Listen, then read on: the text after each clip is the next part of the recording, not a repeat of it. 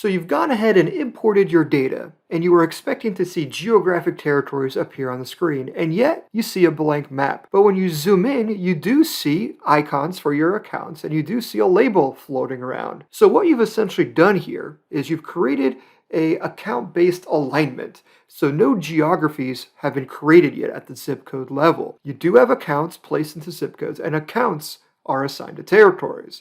To visualize this differently, we can change the color of the accounts to match a territory that they're assigned to. So right now you can see pockets of green, pockets of gray and blue and purple. So you have imported account to territory alignments here, but we're missing the next step.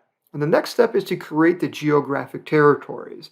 And this is usually the step that most users are not aware of the first time using the software. So in the second step, you either need to import a full zip to territory file, so a list of all 40,000 zip codes and the territory they're assigned to, and then the software will be able to assign zip codes to territories, basically creating those geographic shapes you're hoping to see. If you don't have a zip to territory file, what you can do is you can use the cleanup tool, and the software will assign the zip codes for you.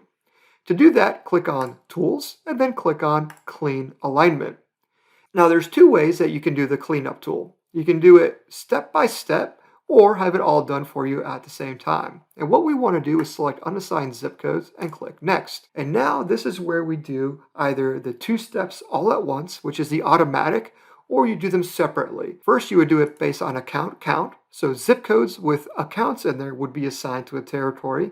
Then you would use the second option for closest territory to kind of fill them in. I'll go over both ways of doing this. So let's do it based on account count first. Clicking on Finish, the software is going to look at only the zip codes that have accounts in there. And that's where you see this little patchwork appear. This is basically the first pass in that two-pass method. But now we need the dots connected. And we would do the cleanup tool a second time now, and we would do it based on closest territory and click Finish. And just like that, the second pass has essentially colored in the areas within 200 miles of that central point. And you can see there's still parts of the country that are unassigned, and that's because there isn't any data there to kind of go outwards. So I'm going to go ahead and undo those past two cleanups. And now we're back where we started, so only accounts are assigned to territories. And this time, if we go to Clean Alignment, Unassigned Zip Codes, I'll select this first option, the two pass. So in this selection, it will do first the account count assignment where you get that patchwork on the screen. And then right after that, it will automatically do it by closest territory. So it's doing these two steps back to back.